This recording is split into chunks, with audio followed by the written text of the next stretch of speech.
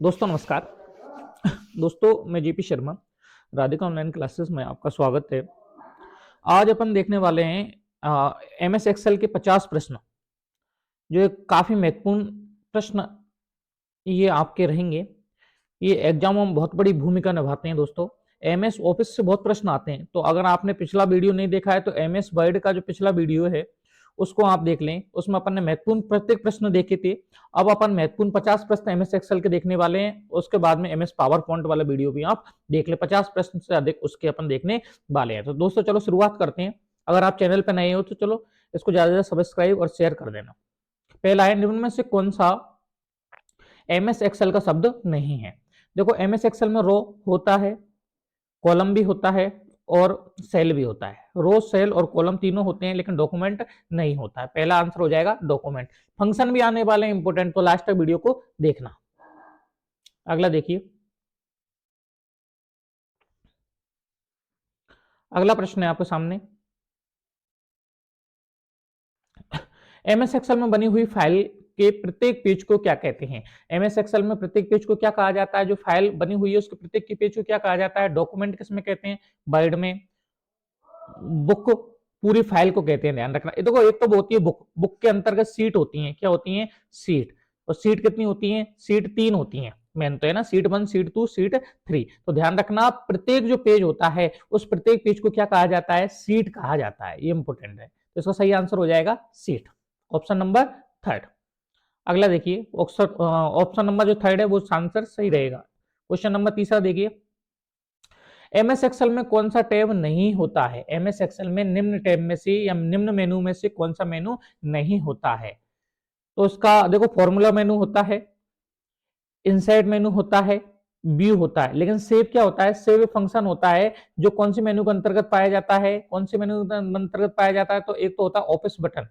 Office button के अंतर्गत, अगर ऑफिस बटन उसमें नहीं है तो वो फाइल मेनू के अंतर्गत पाया जाता है ना। ऑफिस 2007 में ऑफिस बटन होता है, 2007 के अलावा फाइल मेनू होती है, तो फाइल मेनू में ये सेव पाया जाता है। इसकी शॉर्टकट की क्या होती है? तो शॉर्टकट की होती है कंट्रोल प्लस एस, यानी सेव करने के लिए, सुरक्षित करने के लिए इसका प्रयोग किया जाता है। तो ऑप्शन नंबर सेकंड इसका सही आंसर हो जाएगा। दोस्तों, अगर पीडीएफ चाहिए तो आप कमेंट बॉक्स में हमारे टेलीग्राम ग्रुप को ज्वाइन कर लें, लिंक डाली हुई है, और मैं आपको इस ये प्रश्नों की पीडीएफ आपको उपलब्ध करा दी जाएगी। अगला चौथा नंबर क्वेश्चन है, प्री डिफाइंड फॉर्मूला को क्या कहा जाता है? प्री डिफाइंड का मतलब होता है जो पहले से जो निर्धारित है, पहले से जो डिफाइन है, उस फॉर्मूला को क्या कहा जाता है? पहला ऑप्शन है इसका टेम्पलेट, दूसरा है रिएक्शन, तीसरा है फंक्शन और चौथा है इक्वेशंस। बताओ इसका सही आंसर क्या होगा?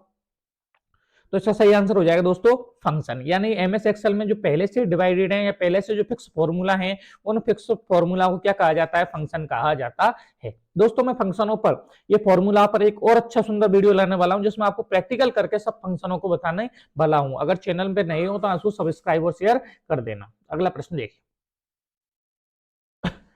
एमएस एक्सेल वर्कबुक में क्विक एक्सेस बटन कहां स्थित होता है? एमएस एक्सेल जो वर्कबुक में उसमें क्विक एक्सेस बटन कहां स्थित होता है? तो इसका सही आंसर क्या होगा बताओ? फाइल टैब में, रिबन टैब में, होम टैब में या टाइटल बार पर? तो इसका सही आंसर क्या हो जाएगा? टाइटल बार पर। ये जो क्विक एक्शन बटन होता है वो टाइटल बार पर होता है। टाइटल बार के किधर तरफ होता है? तो टाइटल बार के लेफ्ट तरफ की ये बटन होता है। तो इसका सही आंसर हो जाएगा टाइटल बार। टाइटल बार क्या होता है? इधर देख लो थोड़ा सा, 1 मिनट में आपको बता देता हूँ। ऊपर ऊपर होता है टाइटल बार, उसके नीचे मेन्यू बार, सबसे नीचे टास्क बार, उसके नीचे स्टेटिक्स बार। ये वाली जो लाइन होती है वो होती है वर्टिकल लाइन, ये वाली लाइन होती है, सॉरी, ये वाली जो लाइन होती है वो होती है हॉरिजॉन्टल लाइन, और ये वाली लाइन होती है वर्टिकल लाइन। तो अपन समान प्रैक्टिकल करके भी देखने वाले हैं। अगला देखिए, छठवां प्रश्न, एमएस एक्सेल का लेटेस्ट वर्जन कौन सा है? 2007, 2019, 2014 या 2013? इनमें से बताओ एमएस एक्सेल का लेटेस्ट वर्जन कौन सा है? तो एमएस एक्सेल का जो लेटेस्ट वर्जन है दोस्तों वो कौन सा है? 2013। अभी कौन सा आया? 2013 लेटेस्ट इसका वर्जन है इनमें से। अगला प्रश्न देखिए, लेटर हेड पर, लेटर हेड पर वर्कशीट को प्रिंट करने के लिए किस सेटिंग को व्यवस्थित करना जरूरी होता है? मान लो आपको लेटर हेड बनाना है, लेटर की तरह पर उसकी साइज देनी है, तो आपको क्या करना होगा? प्रिंट करने के लिए लेआउट चेंज करना होगा उसका, या पेपर करना होगा, या मार्जिन चेंज करना होगा, या ओरिएंटेशन करना होगा? बताओ उसका सही आंसर क्या होगा दोस्तों? तो इसका जो सही आंसर होगा वो कौन सा होगा, मार्जिन। आपको मार्जिन सेट करना होगा, और मार्जिन सेट करोगे तभी उसकी साइज को एक निर्धारित साइज बना सकते हैं कि अपन उसको लेटर साइज बनाना है, या आप उसको A4 साइज बनाना है, या इसको आपको B5 बनाना है, या लीगल बनाना है, तो आपको मार्जिन को सेट करना होगा। अगला प्रश्न देखिए, एमएस एक्सेल में किसी फाइल का बाय डिफॉल्ट नेम क्या होता है, ध्यान रखना। एमएस एक्सेल में किसी फाइल का बाय डिफॉल्ट नेम, नेम क्या आता है, हमेशा ध्यान रखना, टाइटल बार पे नेम आता है, तो बाय डिफॉल्ट नेम क्या होता है, बताओ इसका सही आंसर क्या हो जाएगा। देखो सीट 1, सीट तो अंदर होती है, सीट 1 तो नहीं होता है, स्पीड सीट भी नहीं होता है, डॉक्यूमेंट तो एमएस वर्ड का होता है, लेकिन सही आंसर हो जाएगा बुक फर्स्ट, बुक 1 होता है। अगला देखिए, एमएस एक्सेल फाइल का डिफॉल्ट एक्सटेंशन कौन सा होता है। एक्सटेंशन मतलब होता है कि जिससे उसको निर्धारित किया जाता है कि फाइल किसमें बनी हुई है, उसको एक्सटेंशन हमेशा डॉट के बाद में होता है ना। तो जैसे अपन फाइल सेव करेंगे डॉट के बाद में जो भी एक्सटेंशन आएगा वो होगा। बताओ WKI या XLWS 1 2 3 या XLSS, बताओ। तो एमएस एक्सेल का वाई बहुत इंपॉर्टेंट क्वेश्चन है, ध्यान रखना, ये बहुत बार क्वेश्चनों में पूछा गया है। तो इसका सही आंसर क्या हो जाएगा, तो इसका जो सही आंसर हो जाएगा दोस्तों वो क्या होगा, वो होगा XLSX, इसका बाय डिफॉल्ट नेम होता है। इंपॉर्टेंट प्रश्न है मित्रों, जो दोस्तों ये क्वेश्चंस बार बार पूछे जा रहे हैं वो क्वेश्चंस मैं अपन को लेकर आया हूं, 50 प्रश्न एक्सेल के लिए, और आजकल एमएस ऑफिस से ज्यादा प्रश्न आने वाले हैं। अगला है, एमएस एक्सेल में एक वर्कबुक में कितनी वर्क शीट हो सकती है, बताओ। एमएस एक्सेल में एक वर्कबुक में कितनी वर्क शीट अपन निर्धारित वर्क शीट बना सकते हैं, ये बुक है, और इस बुक के अंतर्गत कितनी शीट अपन बना सकते हैं, बताओ। तो इसका सही आंसर क्या होगा, 256 या 18 या 7 या कितने भी, तो अपन जितने चाहें उतने बना सकते हैं, तो इसका सही आंसर हो जाएगा कितने भी। अगला देखिए, निम्न में से किसके द्वारा हम डेटा एवं फॉर्मूला अप्लाई कर सकते हैं, किसके द्वारा हम जो एक्सेल सीट है अपनी उसमें डेटा और फॉर्मूला को अप्लाई कर सकते हैं, स्टैंडर्ड टूल बार के द्वारा, टाइटल बार के द्वारा, फॉर्मूला बार के द्वारा, या मेनू बार के द्वारा।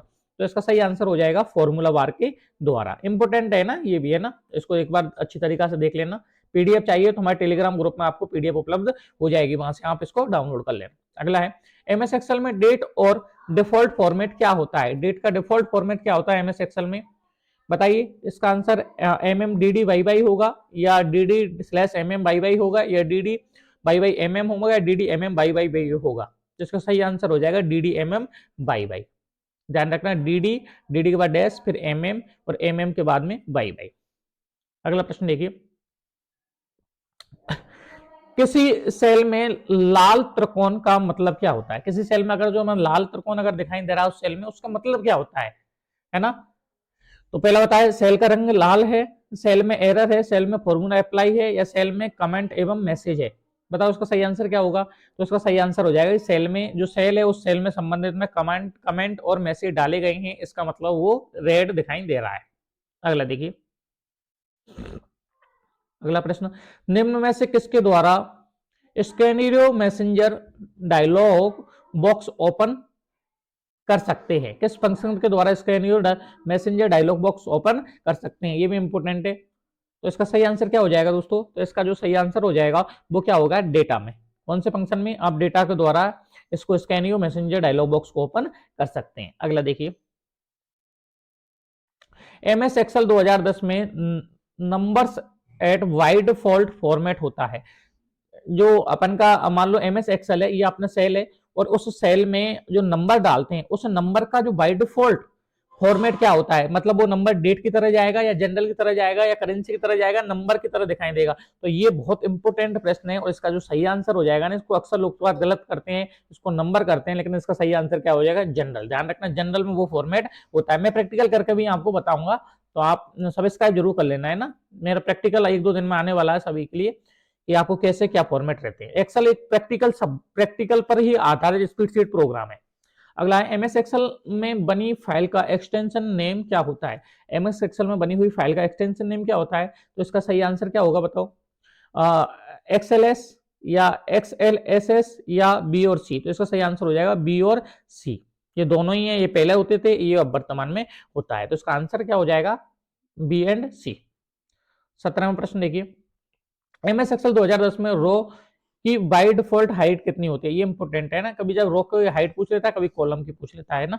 तो रो की बाय डिफॉल्ट हाइट कितनी होती है, तो इसका जो सही आंसर हो जाएगा वो क्या होगा, 12 पॉइंट, 15 पॉइंट, 5 पॉइंट या 15 पॉइंट? तो इसका सही आंसर हो जाएगा 15 पॉइंट। अगला प्रश्न देखिए, निम्न में से कौन सी जूम प्रतिशत एमएस एक्सेल में मान्य नहीं होती है? तो एमएस एक्सेल में जूम कितनी होती है? 0 से लेकर के और 4। और बाय डिफॉल्ट अगर आपसे पूछे तो बाय डिफॉल्ट कितनी होती है? 100।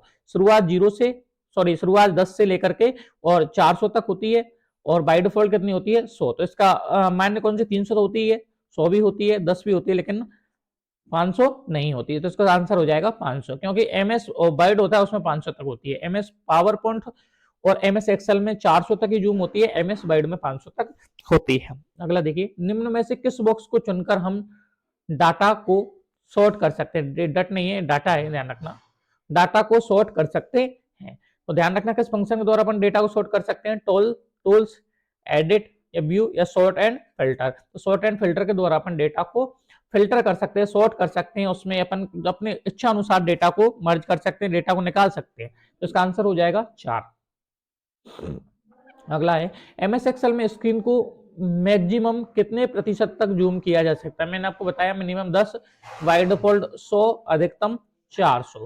तो इसका जो सही आंसर हो जाएगा 400। ध्यान रखना 400 एक तो एक्सेल में होता है और एक पावर पॉइंट में होता है। एक्सेल और पावर पॉइंट में 400 होती है। अगर वर्ड आपसे पूछे तो वर्ड में कितनी होती है? तो वर्ड में 500 होती है, ये ध्यान रखना है। अगला देखिए, एमएस एक्सेल में बाय डिफॉल्ट पेज ओरिएंटेशन क्या होता है? पेज ओरिएंटेशन दो प्रकार के होते हैं, पोर्ट्रेट, लैंडस्केप। पोर्ट्रेट का मतलब होता है खड़ा पेज। अगर आपको किसी पेज को इस तरीका से खड़े पेज में प्रिंट निकालना है तो पोर्ट्रेट, और लैंडस्केप का मतलब होता है अड़ा पेज। अगर आपको किसी पेज में अड़े पेज में पेज निकालना है तो लैंडस्केप। तो बाय डिफॉल्ट क्वेश्चन होता है, तो बाय डिफॉल्ट होता है पोर्ट्रेट। ध्यान रखना एक चीज मैं आपको बताता हूं, केवल वर्ड और एक्सेल, वर्ड और एक्सेल में जो ओरिएंटेशन पोर्ट्रेट होता है, लेकिन अगर आपसे पूछे पावर पॉइंट, तो पावर पॉइंट में ओरिएंटेशन क्या होता है? लैंडस्केप होता है। अगला देखिए, एमएस एक्सेल 2010-2003 में लेटेस्ट कॉलम का लेवल क्या होता है? तो लेटेस्ट जो कॉलम का जो लेवल होता है ना, उसका सही आंसर हो जाएगा, वो हो जाएगा 4। ज्यादा कोई इंपोर्टेंट खास बात नहीं है। अगला देखिए, एमएस एक्सेल में बनी फाइल का बाय डिफॉल्ट फॉन्ट कौन सा होता है? आपको जब भी फाइल खोलोगे एमएस एक्सेल में तो बाय डिफॉल्ट कौन से आएगा? तो क्लेवरी जो बाय डिफॉल्ट फॉन्ट होता है वो आपको दिखाई देगा। एरियल नहीं होता, ध्यान रखना। टाइम्स एंड न्यू रोमन भी नहीं होता, क्लेवरी होता है ना, वो बाय डिफॉल्ट होता है। अगला है, किसी फंक्शन में अपेक्षित वैल्यू, ये भी बहुत इंपॉर्टेंट है, कई बार क्वेश्चन पूछा भी गया है। किसी फंक्शन में अपेक्षित वैल्यू इंसर्ट नहीं होने पर कौन सी एरर शो होती है? मान लो अगर वैल्यू की बात आ जाए, तो अगर वैल्यू इंसर्ट नहीं हो रही है, और तो इसके लिए आपकी ये हेजेज वाला कब आएगा? मान लो वैल्यू बड़ी है और उस सेल में नहीं आ रही है, तो हेजेज वाला आएगा। इसका सही आंसर हो जाएगा वैल्यूज। कौन सा हो जाएगा? वैल्यूज। तो ये भी इंपोर्टेंट प्रश्न है। अगला देखिए, एमएस एक्सेल में कॉलम को हाइड करने के लिए निम्न में से किस शॉर्टकट की का प्रयोग किया जाता है? मान लो किसी कॉलम को आपको हाइड करना है, कॉलम आपको दबाना है, तो कौन से शॉर्टकट की का प्रयोग किया जाता है? तो इसका सही आंसर बताओ क्या होगा? Control 0, control shift 0, control shift 9 या कंट्रोल 9। तो इसका सही आंसर हो जाएगा कंट्रोल 0। कंट्रोल 0 के द्वारा अपन किसी कॉलम को क्या कर सकते हैं? हाइड कर सकते हैं। एमएस एक्सेल 2010 में कॉलम की वाई डिफॉल्ट विड्थ कितनी होती है? एमएस एक्सेल 2010 में कॉलम की वाई डिफॉल्ट विड्थ कितनी होती है? तो इसका सही आंसर बताओ दोस्तों।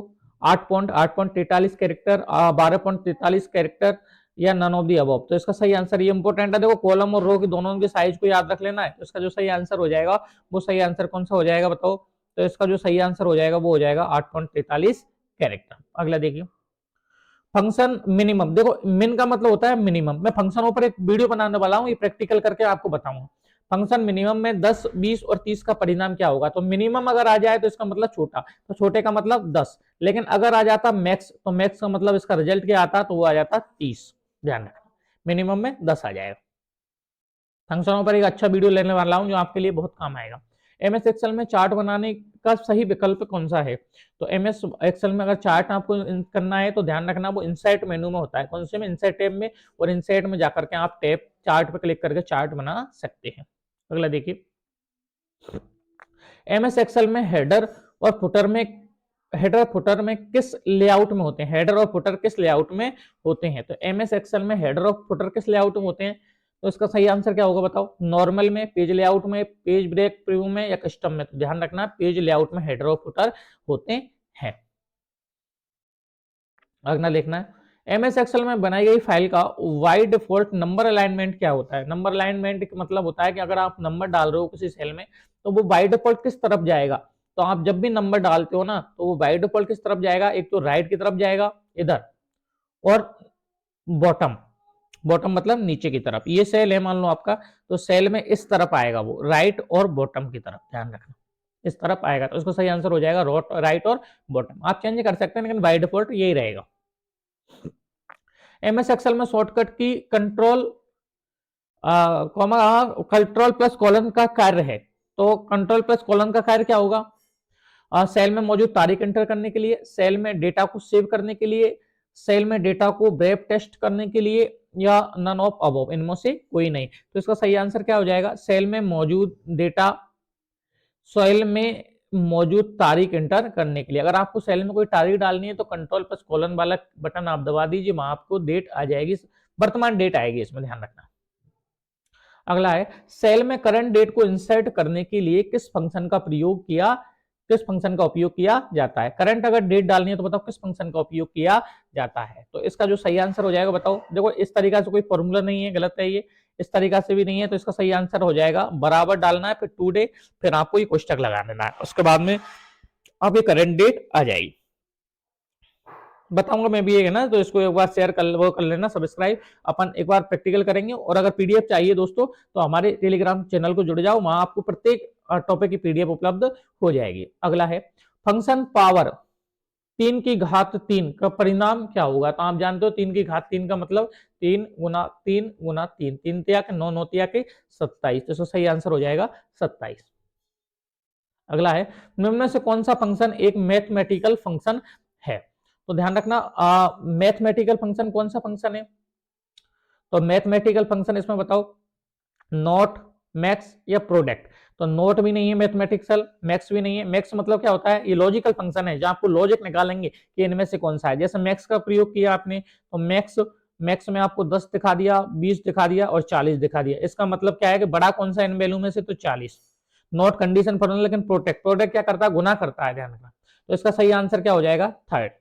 आप प्रैक्टिकल करने भी वाले हैं इस पे, देखो आगे। एमएस एक्सेल में एड्रेस को फिक्स करने के लिए किस साइन का उपयोग किया जाता है? मान लो आपको एड्रेस को फिक्स करना है तो उसके लिए किसका प्रयोग किया जाता है? स्टार का, इस तरीके कोलन का, परसेंटेज का, या डॉलर का? तो सही आंसर हो जाएगा इसका डॉलर। ध्यान रखना डॉलर के द्वारा अपन फिक्स कर सकते हैं कि इस सीट का एड्रेस ये है। कि मान लो सीट अपन की A1 है, थोड़ा सा हल्का सा टाइम निकालूंगा, और दूसरी सीट का नाम है A2। तो अपन A2 पे जाकर के ये डिसाइड कर सकते हैं सेल और A1। अगर डॉलर आप लगाओ तो इससे ये समझ जाएगा कंप्यूटर कि ये इस सीट की बात कर रहा है। इसको अपन प्रैक्टिकल करके भी बताने वाले हैं। आगे देखिए, निम्न में से इलेक्ट्रॉनिक स्पीड सीट प्रोग्राम कौन सा है? तो electronic speed seat power point नहीं है, ये मुझे लगता है सब पे आता होगा। इसका सही आंसर हो जाएगा एमएस एक्सेल। देखिए अगला, फंक्शन मैक्स, मैक्स मतलब बड़ा, फंक्शन मैक्स 10, 20 और 30 का परिणाम होगा। तो मैक्स का मतलब क्या होगा? तो मैक्स का मतलब होगा बड़ा। तो बड़ा इनमें से कौन सा है? तो बड़ा कौन सा है? 30। तो इसका सही आंसर हो जाएगा 30। सेल में हेजेज, हेज का मतलब क्या है? सेल का कंटेंट सेल की साइज से बहुत बड़ा है, सेल सुरक्षित है, सेल के अंतर्गत डेटा छुपाया हुआ है, फॉर्मूला गलत है। तो ध्यान रखना ये जब भी आता है जब सेल का कंटेंट सेल की साइज से बहुत बड़ा है। तो इसका आंसर ये हो जाएगा, हेज हेज हेज दिखाई देता है। उसके बाद हमें क्या करना है? सेल की साइज को बढ़ाना होता है। अगला देखिए, फंक्शन लेन का परिणाम होगा। फंक्शन लेन का परिणाम क्या होगा? लेन का मतलब ये लेंथ गिनेगा कि कितने लेंथ है इसमें। तो 1, 2, 3 और 4।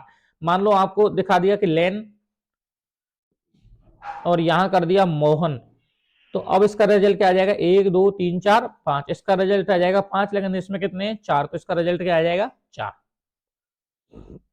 अगला देखिए, फंक्शन प्रोडक्ट 3, 10 का परिणाम क्या होगा? तो बताओ 3, 10 का मतलब प्रोडक्ट का मतलब 3 गुना 10 को कर देगा। तो कितना आंसर क्या आ जाएगा? 30। तो इसका सही आंसर क्या हो जाएगा? 30। ये प्रोडक्ट जो फंक्शन है वो प्रोडक्ट क्या करता है कि ये गुना करने का कार्य करता है। अगला देखिए, एमएस एक्सेल स्प्रेडशीट में स्पेलिंग मिस्टेक को देखने के लिए शॉर्टकट की का इस्तेमाल करते हैं। किस शॉर्टकट की के द्वारा अपन स्पेलिंग मिस्टेक को देख सकते हैं? F9, F5, F7 या F12। तो F7 जैसे दबाएंगे तो अपन के स्पेलिंग एंड ग्रामर फंक्शन खुल जाएगा, उसके द्वारा अपन स्पेलिंग मिस्टेक को चेक कर सकते हैं। अगला देखिए, फंक्शन मिड MIAD में कंप्यूटर कॉमा 2 3 का परिणाम क्या होगा? तो मिड फंक्शन क्या होता है? ये मध्यम वैल्यू को निकालता है। देखो 2 नंबर की वैल्यू क्या है? तो 2 नंबर की वैल्यू है ओ। इधर देखो 2 नंबर की वैल्यू ओ और 3 तक गिनेगा ये ओ, एक ओ एम और पी यहां तक लेगा, तो इसका जो आ जाएगा ओ एम पी। 2 नंबर की वैल्यू कौन सी है? ओ। 3 पर 3 बोलेगा कैरेक्टर ओ एम पी, तो इसका आंसर आ जाएगा ओ एम पी, ये वाला सही हो जाएगा। अगला देखिए, एमएस एक्सेल की सबसे छोटी यूनिट क्या है? तो एमएस एक्सेल की सबसे छोटी यूनिट कौन सी है? सेल है, रो है, कॉलम है या वर्क शीट है? तो सबसे छोटी क्या होती है? सेल होती है, ध्यान रखना, ये इंपॉर्टेंट है, क्वेश्चंस आ सकता है आपके लिए।